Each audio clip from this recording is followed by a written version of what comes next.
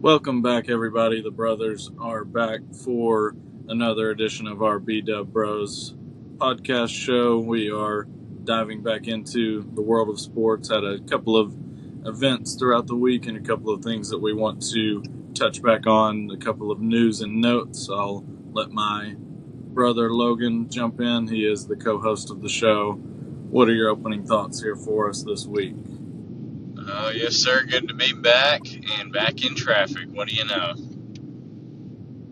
A And it tradition looks like, unlike any other. yeah, it surely is. It's me stuck in traffic and then the Masters. It's like taxes. They're always there. Unavoidable. Always. Absolutely. But I And do have my speaking full of, band devices on today, so we're good. yeah, you got fully covered here. And speaking of, unfortunately, something that ended up being unavoidable, we did see some news after the draft this week in relation to Tennessee football. Brew McCoy, a guy that was definitely, I think, will be going down as a VFL in the long run, but a guy that unfortunately not able to bounce back from the injuries like he had hoped for, and eventually goes undrafted in this year's draft, and afterwards announces that he is medically retiring after talking to his family. So interested to see where he goes from here. I'm not sure if he's a media guy or what, maybe gets into coaching where he goes, but that was a noteworthy of a guy that you kind of would have thought with his build, if he was feeling healthy enough, probably could have made a team as an undrafted free agent. So that was a newsworthy note coming out of the draft. Yeah, I totally agree. A little surprising because I definitely thought he would have made a roster if he had, tried to do that. But I mean, I wish him the best. It's tough, and it's probably the right decision given everything that he's went through and all that. So he's facing pretty tough injuries, and they've been tough to come back from. So he's going to be a VFL for sure. He always gave everything he had for Tennessee, and never once questioned his VFL ship whatsoever. So wish him the best. I'm sure we'll see his name again in some sort of capacity for sure. Yeah, he's definitely one of those guys that you never, like, especially now you hear about guys talking about leaving this and that. He was never in that conversation. He was committed. When he got to Tennessee, he was committed to Tennessee for the long term. And definitely, I mean, you look back at, of course, his worst injury was that broken leg. That was one of those that was a questionable play for sure, that a lot of Tennessee fans will remember as a dirty play that who knows how that changes the trajectory of his career. But a guy that, to his credit, worked his butt off to get back and was meaningful, not necessarily the production that he would have wanted, I think, as a player after coming back, but a guy that really, you can tell, meant a lot to the Tennessee program. And like you said, a guy that Tennessee fans no doubt are going to look back on as a positive guy for the program. Yeah, and that's a good point too. You're looking back now, you're like, that changed his entire life. For what I don't even remember what game it was or who they were playing. It wasn't even a conference game, and that seems to have been the catalyst for where he is now. So it just stinks that things like that have to happen because competition is brutal, and guys try to make the best plays they can, and sometimes it's a little bit of outside the sportsmanship is a nice way to say it. So, but yeah, I think we'll see him around. I think he's going to be one of those who's going to be back for sure. We'll see him around repping the university, I think. Yeah, and another guy that I think you will eventually see around as well, kind of transitioning into another change in the program as well. Former offensive lineman Jackson Lampley has accepted an offensive internship, a coaching internship at LSU. A guy that I think is also one of those VFL guys that wouldn't surprise me if 10, 15, who knows, years down the road, if you see him maybe as a big part of the Tennessee program, maybe even a future guy that you look out as a head coaching candidate when it's all said and done. But a guy that I think is going to do really good things, a smart guy, an offensive lineman. That's kind of what they're known for. But a guy that I look forward to seeing what he does with his career too. Oh yeah, very very interesting to see. It's really cool to see guys that take their next step like that. I'm interested to see where that ends up, and that's pretty cool. Like you said, VFLs tend to make their way back, so I am curious to see where his coaching career goes. I'll be looking at that. Let's just hope he doesn't spend too much time with Brian Kelly, though. But other than that, I think he's in good hands. LSU's a great university, so he'll probably at least learn quite a few things. Yeah, it's like you said, the program as a whole at LSU is one of those that's unrivaled as far as the tops of college football.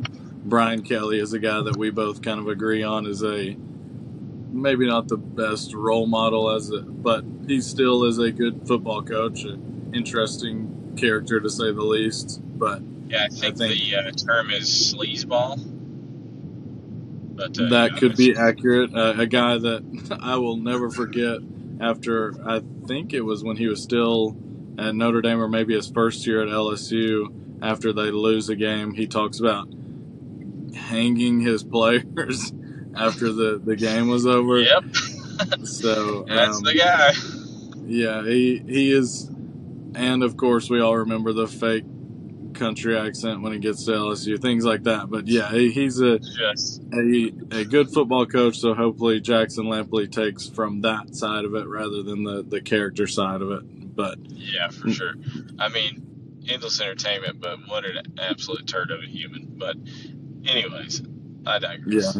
Yeah, he's one that you don't necessarily, doesn't seem like a guy that you invite to a family cookout or anything like that. But who knows? I am. So you watch the SEC podcast, right? I mean, you know those guys, Mike from SEC. I feel the way about Brian Kelly as he feels about Hugh Freeze. That's Mike. So check those guys out. They're awesome. Hopefully we can be as cool as them one day. But yeah, what a turd. But yeah, good for Jackson. That's awesome. Another one of those name drops for guys that you probably don't want to emulate as a person, but another good football coach for sure. And kind of transitioning into football season now, it really feels like it is football season, and we can jump right in. I know you've got some very strong feelings about this before we kind of get into projections for the season, but Michigan announces last week that they are suspending Sharon Moore, that was interesting in itself, but we'll dive in a little bit deeper. Suspending him for 2 games, but games 3 and 4 in the season. That was also interesting. They're trying to get out ahead of apparently another issue with the NCAA that goes back to the cheating scandal, national championship. So I'll let you kind of dive in. I know you've got strong feelings about this one. Yeah, exactly. I mean, so let's be clear. These are the self-sanctioned issues, so we don't even know what the NCAA is going to do. I mean, this comes on the heels of your AD is left for Florida now. You have Matt Weiss, who is under FBI investigation, probably facing decades in prison. You've got old Mr. Harbaugh jumping ship because he knew what was coming. Absolutely. And then in all of this, you have it is all but clear that you cheated with sign stealer guy. And not to mention, just to cut you off for a second, not to mention that Connor Stallions is out there doing podcasts talking about how he stole signals. I mean, he was on Busting with the Boys, laying out the entire Yeah. strategy. So it's not like this is any kind of secret at this point. No, it's not an investigation to see if they cheated. It's now to see what are the repercussions for your actions. So this university has got a real, should I say, blue eye right now. It's man, I would be embarrassed if I was a Michigan fan. I mean, what a trash university. I mean, that how it's one thing to have one of these kind of things going on at once, but to have so much going on, and then to try to still act like that it's not as big of a deal as it was, and it's not as serious as it is. It's wild to me how much support that Michigan is still getting, and how much people are trying to kind of tone down the effects of this. It's wild. Like, get a grip. It's nonsense. I went from maybe they should suspend some guys and be done with it too. I think they should lose their title. I mean, it's getting by the day we're getting more and more information about this university. It's like, what are you guys doing up there? But at Yeah, least you're not driving it race is cars, right? so hard to. Yeah, absolutely. I mean, it's so hard to look at them and not think this is the perfect scenario where the NCAA actually would be useful if they were a useful entity. I mean, it's exactly what they were supposed to be for, and Right. Michigan's Well, just out there flaunting. And Michigan fans, to their credit, they've got a national championship. Why should they care if you go 7-5 and then suspend all your coaches?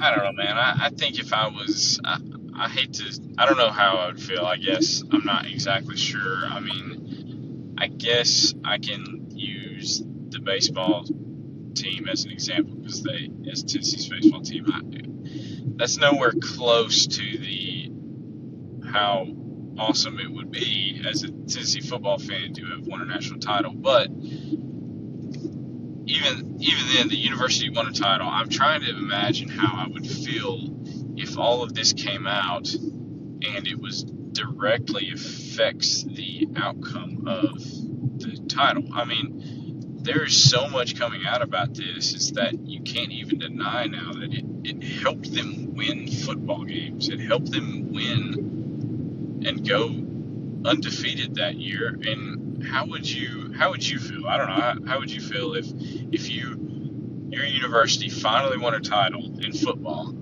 the most popular sport, but it's gonna have an asterisk by it by every account of anybody who remembers that year. So I don't know. How would you feel? Yeah, to me, it's levels, I guess, and Michigan is on to me, they're just on a different level because we've kind of seen things like this where Tennessee basketball, Bruce Pearl, the reason he's not probably still at the University of Tennessee is the Aaron Craft thing, where it's a recruiting violation, where these are more things that are, okay, a kid like Reggie Bush back when he was making money while he was playing at USC. Now they've gone back and given him his Heisman back. Those are the kind of things that I think of where I would have been like, who cares? We won a national championship. It was worth it. This is a blatant, it's cheating. You don't want to win being a cheater. I don't know. I mean, Exactly. And I guess you're taking advantage of things that it's one of those, like, yes, some laws are stupid, but that doesn't necessarily stop you from going to jail if you break them. Right. So Exactly. to me, it's just, that's what it's for. Yes, it may be a dumb rule and maybe more teams are doing it, but yeah, this one to me is a different level of, you just cheated. You just won a national championship because you cheated. I would not feel as good about it as if it was me celebrating a national championship. Exactly. to me, all those other examples are one guy, one singular incident, one singular event or person who was involved. This was a joint effort by multiple. We don't even know how many people still were directly involved with this. An operation to cheat the system to win football games. That's what gets me. That's what makes me so frustrated. Is that how can you look at your trophy and say we earned this fair and square? I couldn't do it. I just don't think I could do it. Yeah, I mean, to me, if you weren't hiding something, then Sharon Moore wouldn't be pulling a Hillary and deleting messages with Connor Stallions. And I mean, it's just you don't do that kind of stuff if you're not hiding something. If it's a dumb rule and you're just playing the system, like Bill Belichick talked about with the whole Patriots scandal, where you're just doing things differently that other people haven't figured out yet, then you don't necessarily hide it. And of course, they were doing very similar things. But yeah, it's just, if you're cheating, you're cheating to me. I mean, it's just embarrassing. Michigan, to me, is kind of become an embarrassing program. Well, you've had two head coaches serve suspensions. One conveniently left for the NFL. Let's just lay it out. You've had an AD, but conveniently jump ship and go to the CFP committee. He's out now. He's not chair anymore. That's interesting. And then your current AD super randomly jumped ship for another university, and he had only been there for a short amount of time, I believe. It's just, if there's no fire, where's all the smoke coming from? That's what drives me nuts. Definitely. And then you mentioned the suspension of Sharon Moore, another one of those things that, to me, it may be nothing, but to me it was just weird. They suspend him for games 3 and 4. I don't know if you have paid any attention to this. Game 1 is New Mexico. Game 2, they play Oklahoma, where Sharon Moore played college football. And then he's suspended for Central Michigan and Nebraska. It just to me is like every step of the way they're pretending to do the right things, but they're doing it in the sleaziest looking way possible. Exactly. I don't know. If it's not soon, if we don't get a resolution now, and they get to keep their title, eventually something's going to come out. And I don't know. Book it. I just don't see this one sticking in the record books. I just have a feeling about it. I don't know. It may for a while. It'll be interesting. I think Wikipedia here in a few years is going to have an asterisk by that 2020, whatever, was it 24 title, I guess? Or 23 title? I guess it was. Technically. 23, I think, yeah. Yeah. I don't know. Yeah, I think I'm right there with you. It ends up being one of those that even if the title stands, I think a lot of fan bases it's just power that you have over, yeah, but you cheated. Like every fan base, Michigan will say, yeah, we won a national championship, and every other fan base will say, yeah, but you cheated. Yeah, exactly. So it's one of those that just, I don't think anybody respects that as a national championship run.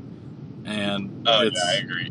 To me, we'll see where that ends up. But yeah, I don't see it being one that ever feels like a legitimate national championship kind of a run. That does bring an interesting question though to me, and I don't know. And then we'll kind of just jump into, we had ESPN dropped their way too early post-spring top 25.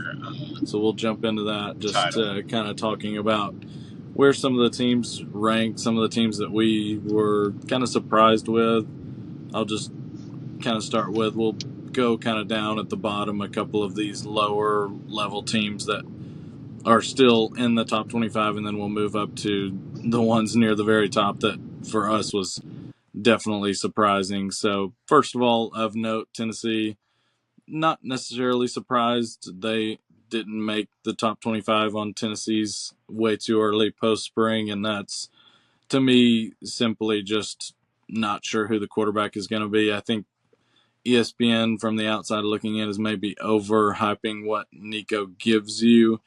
The big thing that he did give you was, of course, he's got experience in the offense, so that was the big one for Tennessee. But now you've got the quarterback competition, which we will dive into as well. It'll be interesting to see where that stands. And then kind of down there at the bottom, top 25, Oklahoma. They are ranked at number 25. Interesting to see what that looks like. They've got the transfer quarterback from Washington State coming in, John Mater, not sure how you say his last name, but he's coming in. So Oklahoma was one of those that was a pretty talented team last year, but they could not protect the quarterback whatsoever. So interested to see where they go in. Big drop off from Ole Miss. Again, a lot of these teams you're seeing are starting over with quarterbacks. Ole Miss there at 25. They've got Austin Simmons. Looks like probably their guy for the new year. So that will be interesting to see what Lane Kiffin does. Texas A&M, always one of those teams that plays good defense, but who knows what they do after that. Marcel Reed is back at quarterback. He was impressive at points last year, so that'll be interesting to see what he does. Logan, just kind of jumping into those way too early top 25s. I've started at the Sorry, bottom, bro. mentioned Lost you once a couple of again. these teams. No, Sorry, you're lost good. you Just once again. But I am passing a truck full of onions, like a pickup truck nice. with onions all the way to the top. So that's very interesting. Never seen that Yeah, before. grab Anyways, one as you yeah, go I by. did want to. I didn't want to finish a thought though I had. I don't know if Okay. you heard me and how much we lost, but so I did enjoy Michigan beating Alabama. I will say that. I don't know if you got that, but I really got to make sure that's in the podcast. But the I'd have to do this research. But what actually happens? Say they do lose the title. Does it? What goes in a record book? Is it just a lost title and none for that year, or does it go to a runner-up? Do they give it to? Would they give it to Washington? I doubt that's the case. I don't know. Maybe it I, was in the I past that think way, it's but just, from what I remember, I think we kind of maybe have run into this with Penn State or something like that, but I think it's just a vacated championship. It's a year that okay, shows who the winner on the field was and then shows it as basically not being credited, I think. Something like that. right. That yeah. I remember growing up. I always arguing with Alabama fans about all their vacated titles. They would boast like 70,000 titles. I'm like, you lost 2,600 of them. So, but I do remember that, and I always think about that when I hear this kind of talk because I remember Alabama had. I mean, they've won a bajillion, but they've also vacated almost as many, and it's interesting. They're a good example of that. So, Yeah, we won the national championship in 1933 when there was four teams and we played two games and we yeah, proclaimed exactly. ourselves as the Right, champion. right, right, right, Yeah, all those self-proclaimed national right, right. championships. Right. The self-proclaimed is another good one. Yeah, but yeah. So early top 25. Go on with it, bro. Yeah, I went ahead and pulled that up here, and we kind of dove into the bottom part of that. Three SEC teams there at the very bottom: Oklahoma, Ole Miss, and Texas A&M. I think of those three, Texas A&M is probably bringing back the most, and a quarterback that you actually got some experience from last year. Oklahoma and Ole Miss, I think, like the theme we've kind of talked about, the theme of the year for the SEC this year is new quarterbacks. Both teams starting over at quarterback should be interesting. And then just kind of walking through, we wanted to talk about teams that maybe we feel are overrated or teams that might jump in there. And I think Louisville is one that we kind of mentioned that should be interesting. I think just because they're in the ACC, you only have to play Clemson once. They're a team that the wins are probably there because the ACC is very top heavy. Miami is another one of those teams, similar situation. Who knows what happens with Carson Beck as he seems to continue to battle injuries. I don't know what he's got going on, so that'll be interesting. A team that we just talked about in Michigan, and then we go back into the SEC. Florida there at 19. They're one of those teams that I think are going to be as good as their quarterback takes them. That DJ Lagway, if he is special, Florida I think has a chance to be special. If he doesn't quite take that next step, they're maybe an 8-win team. So one of those that I think so. Probably the SEC sleeper, I would say. Yeah, I could see that for sure. I think Florida's plenty talented enough, and if Lagway is injury clear and good to go, I can see that for sure. I'm honestly pretty afraid of Florida this year. But just started from the bottom, I think Ole Miss, Louisville, teams like, oh, shocking, look at that, Texas A&M is in the preseason top 25 again. That there must be a law that has to happen, but hey, at least they're not in the top 5 like they normally are. Right. But yeah, I that's pretty accurate to me. I'm okay with that. I think that's probably, there's reason there for that. I think both of those teams are pretty solid. They should be ranked this year. But then you get up to the mid spots. You get up to the 17, 13, 14, 15, even up to 11 kind of area. And I'm looking at these teams, and I'm like, so, okay, I get it. Tennessee's not there. All right, yeah, I understand why. It's the popular thing right now. Nobody wants to rank Tennessee because Nico left. I get it.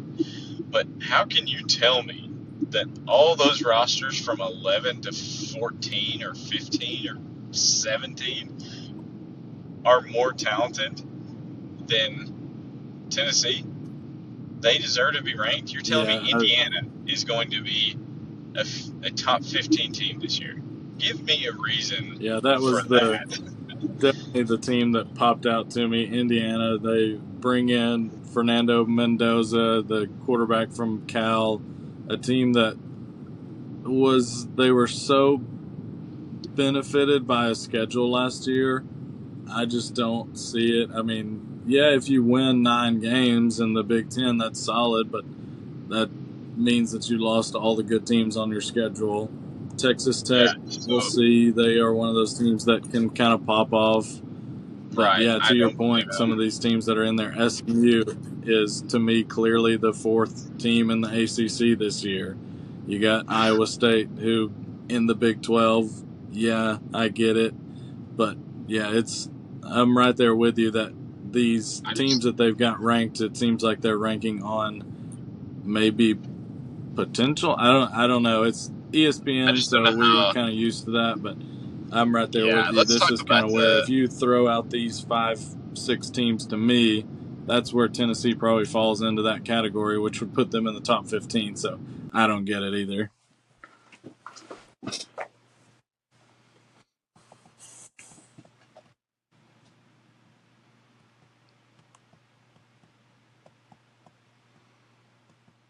And then you kind of move into like South Carolina up there. They're another one of those that I feel like probably should be right around where Florida is. They were a team that finished hot last year, but to me, they're where the quarterback takes them. Who knows what happens there with Lenore Sellers? I don't know. Definitely interesting to see where that ends up. And you've got Arizona State up there, another team that they are returning a quarterback, so that's big for them. You back with us? I kind of went once through again. 12 Dang through it, that 17 area. that was my favorite spot to talk about. That's okay though. We can move on if you No, want to. I I Uh, just bounced. No, I just bounced through it. So if you kind of want to react through 12 yeah, Arizona State, which is one of those teams that yeah. I Run kind of through them can real get quick, because would you? they're actually returning a quarterback. Yeah, run through them real quick again. I can't remember the exact order. The 12 through kind of Yeah, 15, 17 area. I'll go 17 down to 12. We've mentioned Indiana, Texas Tech in the Big 12, SMU, who to me is the fourth ACC team pretty clearly, Iowa State at 14. Then you got at 13 South Carolina. I think they kind of go where Lenore Sellers takes them as well. To me, they're very similar to For Florida, sure. a team that Yeah, that's another one potentially can be there. And then 12 Arizona State, who actually they are returning their quarterback. So to me, Arizona State is where you get into a team that feels about right. If they are the best Big 12 team, that kind of puts them right where I think they should be. Yeah, I mean, I could absolutely see. Yeah, I mean, still, Tennessee belongs right in that area. Illinois, I I'm not still really feel, but sure. I get it. I feel like they're probably right Um, there in that same category. But in the so Big the Ten, thing Luke Altmaier, in you've got South at the Carolina as quarterback. well, He's one of those guys that probably is the that's draftable guy definitely coming out of a the Big QB Ten this year. Interested situation to they see where have they go, there. but they kind of feel like Um, that 11 through but they lost a 17 lot of defensive feels guys, like all so of the basically the same category to me. So that'll definitely be interesting. And then you move into ESPN's top 10. Logan, you back with us? yeah, hopefully we'll stay back. I don't know what. Uh, I don't know. I don't know what's going on, man. Sorry, we had a good thing. We had a good thing going. I guess it was just too good. We Sports were just University running and through it so another smoothly that awesome that's kind of podcast, the I way guess. it always goes. Yeah. But yeah, so I threw out the 12 through 17, but then kind of moving into to me even Yeah, taking a couple more steps, 10 and 11 BYU and then 11 Illinois. They feel like they're in that same category too. yeah. So a lot of these teams are running straight off of returning quarterbacks that did well last year, and that's okay. That's fine. But you got teams like South Carolina who lost a lot of guys. Like 13 seems a little high, but I think they could be a really good team. And Illinois, same way. I just don't think a team like that sustains a top 15 team this year. I don't know though. They could be good. They've And gotten you're in the Big 10 as well. right. Uh, and then yeah, so the top 10. Let's go ahead and move on to that little bracket there because that's one's also very interesting to me for Yeah, sure. top 10. I guess to me, I was thinking, I mentioned Arizona State as who I thought was the top of the Big 12. According to ESPN, they've got BYU at number 10, would be the best Big 12 team. We'll see about that, both returning quarterbacks. But I We'll see. think if you compare the two quarterbacks, I think Arizona State with the better of the two, and Sam Levitt, that's just me. I thought he looked better overall last year. So we'll see about that. The Big 12 is one of those kind of wild card conferences where it doesn't feel like whoever is the best team is maybe making a run in the playoff anyway. So that is what it is. That's kind of a toss up. Then you go into the blue bloods or whatever, the big names. Alabama at Yeah, 9. exactly. To me, Alabama is there because of name recognition. Who's your quarterback? They don't know who their quarterback is. Exactly. Ryan The Williams only is your reason, best returning player. I don't know about. I mean, that's just the, name recognition for sure. of course, they did great in the recruiting. They did great in the transfer portal.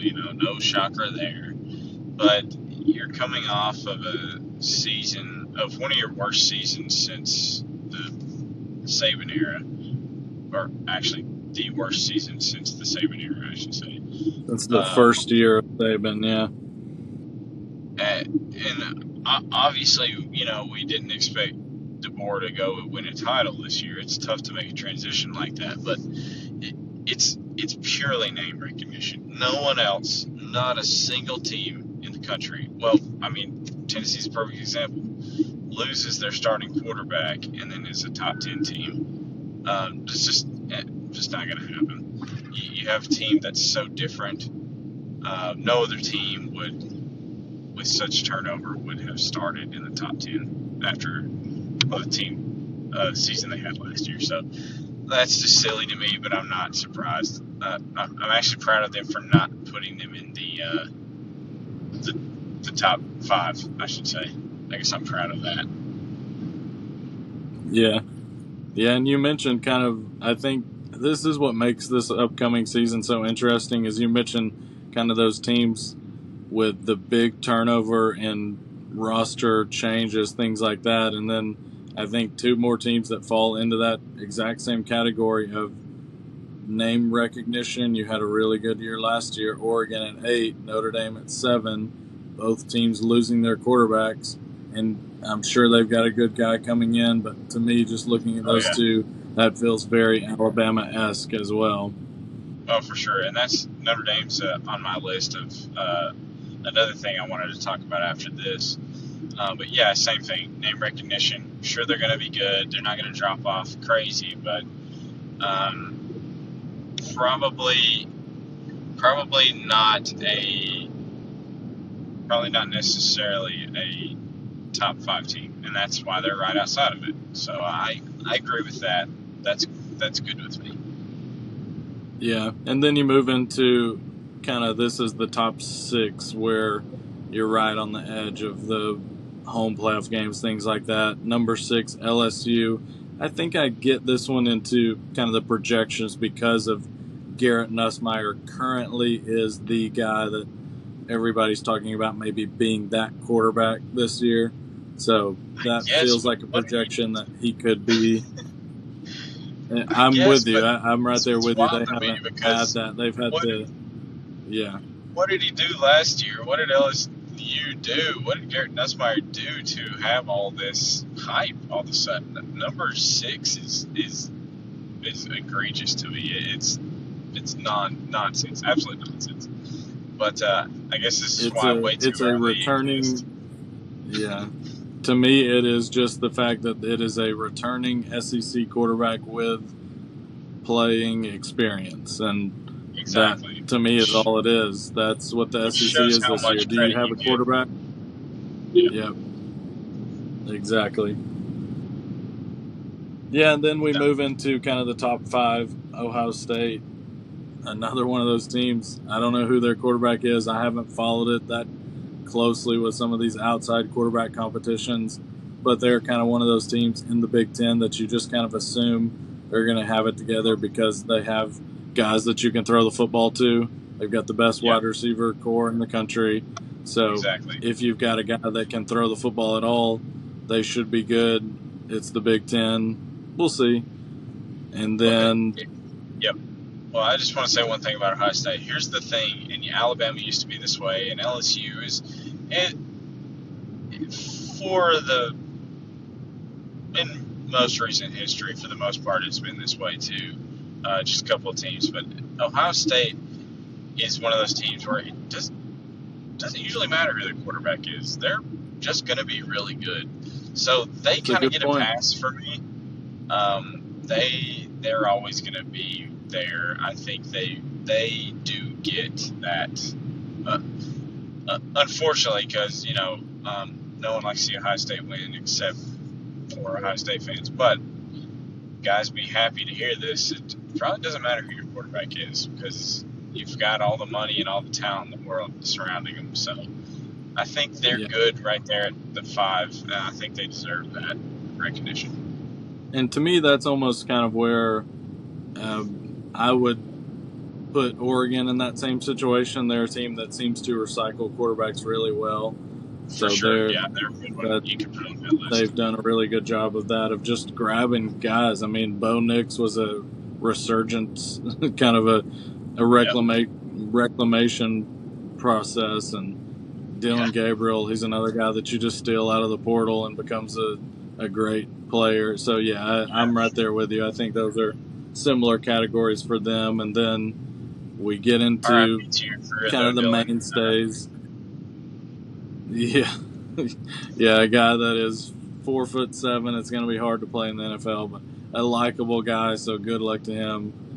It'll be interesting. I don't think he's got any chance because of what they did to him in Cleveland, but you hope for the best Oh, at for some sure, point for him. for sure, for sure. Then you move into the top four. We've got basically the mainstays that you kind of see in college football. Number four, Georgia, the same situation. Moving on from Carson Beck, Gunnar Stockton is penciled in as the guy. I would assume that he's kind of the guy from everything I've heard. He seems to be who they hope is the guy because he's got some experience there. I don't know about Georgia. Yeah, I mean, they're a team that obviously resets talent like crazy, but I don't know. yeah. I think they're a team who gets a pass right now as well. I don't know if they'll take a step back. May not miss a beat, but not really much to say for them. I think they get the pass, and I think they're right where they should be, for me at least. Yeah, Uh, it'll be interesting and though. then Gunnar Stockton's yeah, he's a little bit different than what they've had in the past. So he is. That's to me a kind of non Kirby Smart type of quarterback from what we yeah, saw in the playoff last year in the SEC championship. But Kirby knows how to coach him up. That's one thing that you can't knock Kirby for. And so, I mean, if Gunnar Stockton has what it takes to be the guy, Kirby will get that out of him. So if he is, then Georgia's right where they should be. And then to me, we'll move on. I'm not necessarily a Texas lover, but to me, this is the team that probably should be at number one until they're not. yeah, yep, But Texas at number three, Arch Manning, just in my opinion, I think he is going to be. I thought he was the better quarterback on Texas's roster last year, and they go out and spend the most money in the portal. I don't. Texas at three is fine, but to me, they probably should have been number one just based on if well, we're projecting after the spring. That's what I think. yeah. I mean, this is the reason they do too early top 25 rankings is for guys like me because they make me so darn mad. This is the only team in this ranking I think is where they should be. Actually, even still a little disrespected. I think this is the only team in this ranking who should be at one or where they should be at currently. I think there's no question Texas should be the top team coming into the season right now. They have everything. They have absolutely everything and all the money literally in the state of Texas to back it up. So, yeah, that's all there's to say about that. Yeah, and then to me, number one and number two are the biggest projections on the whole board. I feel like number two, Clemson. I get it; they were talented last year. Cade Klubnik is supposed to be the guy. He has shown glimpses of being the guy, but to me, that's a big. You are hoping that he is the guy to put them at number two. Everybody seems to love Clemson right now. I'll believe it when I I see don't it know because why. yeah, I don't know. They're gonna Is it win because 10 games, sure, but well, it I don't has to know. be. It has to be because the ACC is going to be down this year. I don't see anybody being better than what they were last year, unfortunately. Because Miami fans, I'm sorry, but you're also not back once again. I don't think Florida State's going to be great. They've got to be better than they were. North Carolina, who knows? And then who else really stands to challenge Clemson? No one. So I think what happened, it seems like they were like, oh, let's start from the bottom. Oh crap, where do we put Clemson and Penn State? We'll just put them at 1 and 2 because it's Dabo and it's Penn State. And, just make everybody mad. I don't know. It's so stupid. I don't know where this comes from. It's hilarious, but Yeah, I think yeah, and they're I you don't know, man. mentioned I don't even know number what to say one about it. team as well.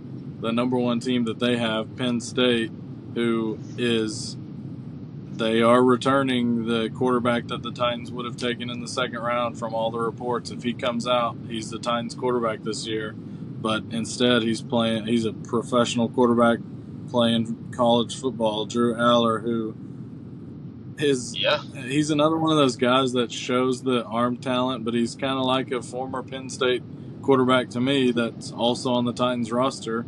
He's a lot like Will Levis, who I don't know if he's going to win you a national championship. I don't know if he's going to win you games. And Penn State, I think, again, last year they were beneficial in the fact that they lost their 3 hardest games and they won the games that they were supposed to. And I think that's until they do it. I mean, James Franklin is notorious for this. Until they win the games that are kind of the question marks, or maybe they're the slight underdogs, I just don't know how you can look at me with a straight face and tell me, yeah, Penn State's the number 1 team. Well, that's who we are projecting to be the national champion. I don't see how you can justify it. Yeah, I don't know how woke ESPN did this, because I'm pretty sure it's a hate crime putting Penn State as number 1. It's nonsense. It's absolute. It's trash. It is absolute. This is the most clickbait top 5 I've seen in recent years. It's absolute nonsense. But I don't know, man. If James can do it, then I'll take everything back. But I just don't feel like you have the guys. You're just not there. You're not. You want to be a blue blood, but you're not. You know, just I don't see how you can look at the top 12 teams and not pick out 7 of them that would beat Penn State right now. I'm right there with you. And this is a team that we're talking about that literally did not have a wide receiver catch a pass in their playoff game last year. And yes, they did really well in the portal. They go out and they get 3 big wide receivers through the portal, but that's again, and of course all of this is, I keep saying it's projection, but you're talking about teams that obviously were maybe the guy on their previous team, but there's a reason they're transferring, and now a lot of it is money, of course, but yeah, I mean, you're getting a guy from Troy. Is he going to be your 3rd wide receiver? Is he going to catch a pass? Maybe. Tennessee wanted him. Tennessee wanted all 3 of these wide receivers, but you still got to get production out of all of them, and then you got a guy that turns the football over a lot that's playing quarterback. I don't know. We will see, but I'm right there with you. It's obviously, to me, putting Penn State at number 1 is, let's just see what everybody says about this kind of a thing, because there's no reason. I don't know who. Yeah, there's just no reason to say that. For sure, they're number 1. Yeah, I don't know who put this article together. I don't care, because ESPN is, not the biggest fan of them, but they had to have a smirk on their face the whole time. I mean, they had to. I can tell you who it is, and a guy that generally I think is pretty good. This is Mark Schlabach who put this one together. Okay. Generally, I've liked what he puts out for the most part, but yeah, I think he was kind of, I don't know if he's trolling here, but Mark with Penn State at number 1 is questionable, to say the least. Well, we'll see when does the first AP come out? Is it the week of, or is it a couple weeks before? I can't remember. That's a good question. I'm not sure about that. Well, anyways, I would bet money it'll be drastically different. Maybe not drastically, but I think the only team you're going to see with the 1 bye wears burnt orange. I don't see any other team getting that from any other poll. That's for sure. But that's just me. To me, it's hard to imagine when you get down to the nitty gritty where coaches and actual voters are putting their names on these selections. It'll be Texas at number 1 would be my bet. I think you'll see some teams that are ranked too high for sure. But it wouldn't surprise me if you see Texas at number 1 and then just out of respect you see teams like Georgia and Ohio State at 2 and 3.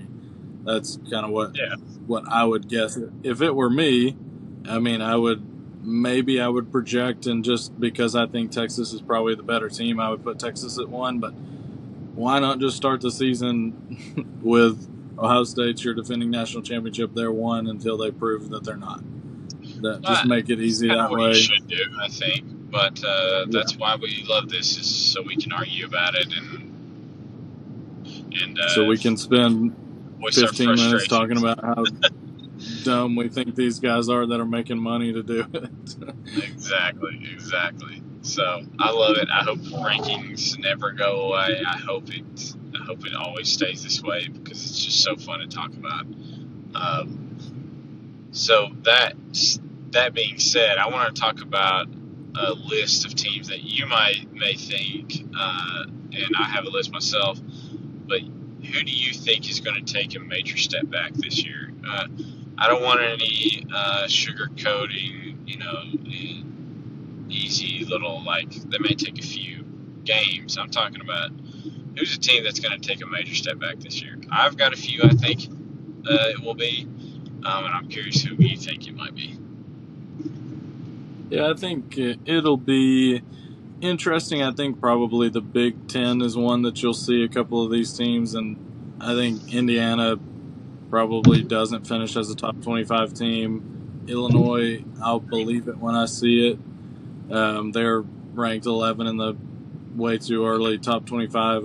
I think they're probably more like a 2021 type team.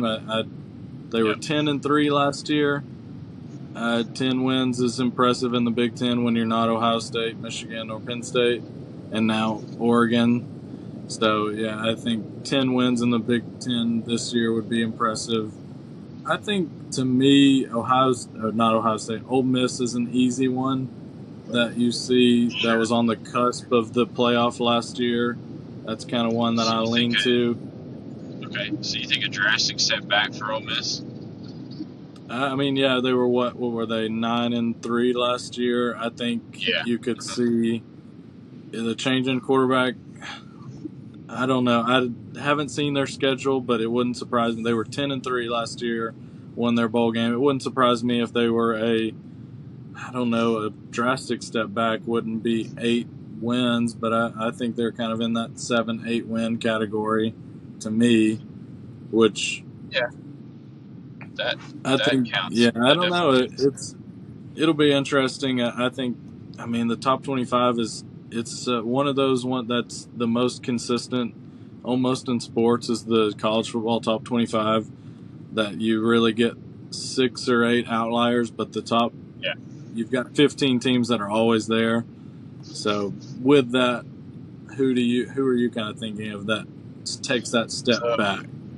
So I kicked a few out and I just wanted to make kind of a bold prediction kind of segment or whatever. I kicked a few out because I thought there's plenty of teams that I think will take a step back, but not necessarily drastically. But here's about 3-4 teams that I think will drastically take a step back.